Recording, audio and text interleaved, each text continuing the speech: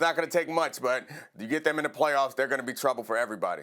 So you see they've got the good chance to get to the playoffs. We'll see. In the meantime, the question that was on the screen a moment ago is the one I want to ask you.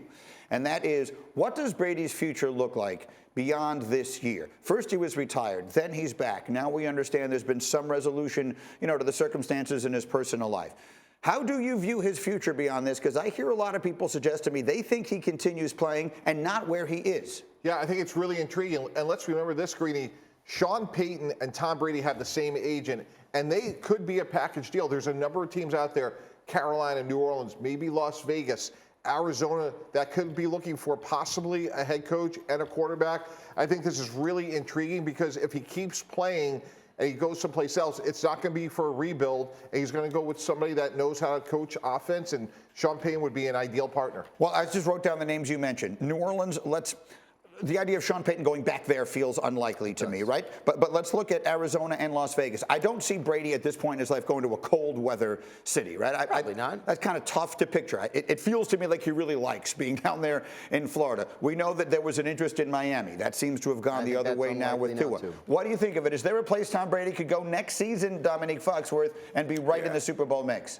I mean, I think not if he's bringing Sean Payton, because I think San Francisco would be a good place considering his history with that place. And I think New Orleans is not a bad idea because they have talent, but the Vegas thing seems wild to me because I can't imagine Tom Brady just coming back to try to pad his historic stats. And there's not the Raiders, they are not a quarterback away or offensive-minded head coach away from winning a championship. They need some help on the defensive side of the ball. They've been bad at defense for quite some time, and Max with 2 X's Crosby is not enough to make them good. They're going to need to do something there. So I can't imagine Tom Brady wants to go to Vegas and just get beat up on, honestly. Well, can I push back on that a second here, Nick? They're like 6 possessions away from having like the best record in the entire NFL. If Brady gets you one more possession in about half their games this year, we're having an entirely different conversation about the Raiders.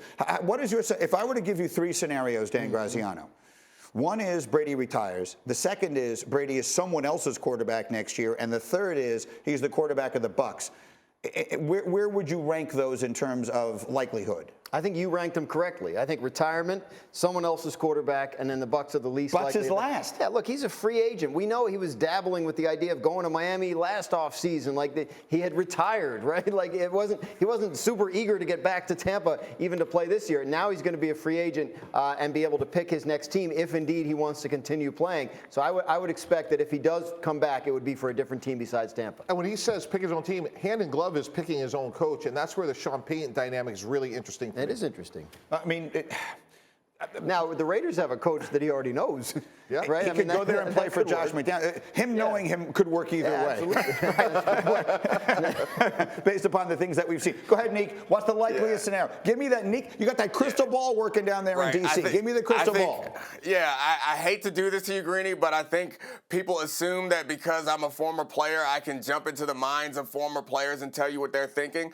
I think that's possible for some former players, not for the greatest of all time. No. I'm not sure what motivates this man because, I mean, 4 Super Bowls ago, I'd have been satisfied. $100 million ago, I'd have laid back on my laurels. I don't know what motivates him, but it seems to me that football is still, if not the most important thing, the second most important thing in his life. So I can't imagine him just willingly walking away. So I think he ends up somewhere else, but not in Tampa.